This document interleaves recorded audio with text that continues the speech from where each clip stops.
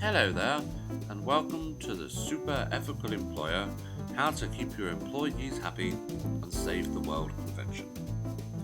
As we all know, time equals money, so I shall keep this brief.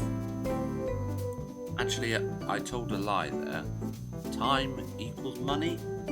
Why do we believe that more time equals higher productivity?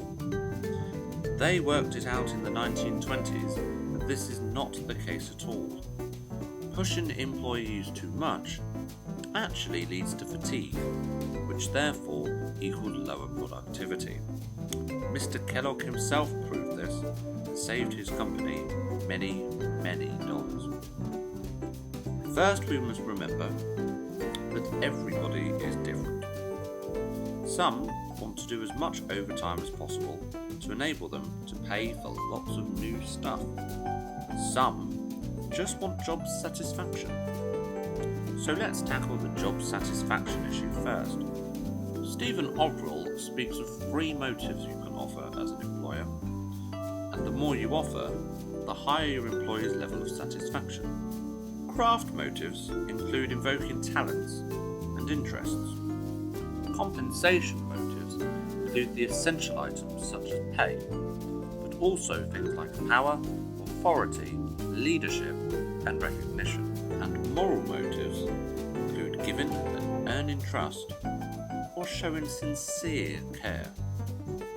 This is one of the many employment-based theories out there. As for those who want to continue to do overtime because they want that extra cash, today's expectations for employee production are continuously heightened. This apparent need for consumption is a serious global problem that affects the whole world, for some of us in largely invisible ways. Can we change that? We need to if we are going to save the world. So hear out my super ethical employer plan. Just remember that a rather simplified version, that of a production line workforce with the one employer, rather than an entire hierarchical system. We start by calculating your fixed costs. This includes building costs, i.e. rent and bills, employees' wages, your salary, and the raw materials needed to make your product.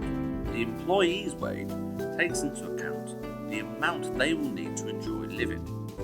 That does not mean enough for rent and a struggle on the bills. It means they have some disposable income also. This will dictate how many units are made by each employee.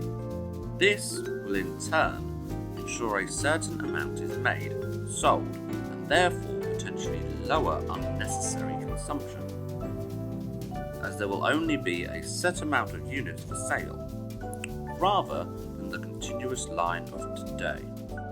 The employees then have the option of when to complete their units. Kind of like our system now, flexi-time does exist after all, but when they have completed their monthly units, they do not need to complete any more.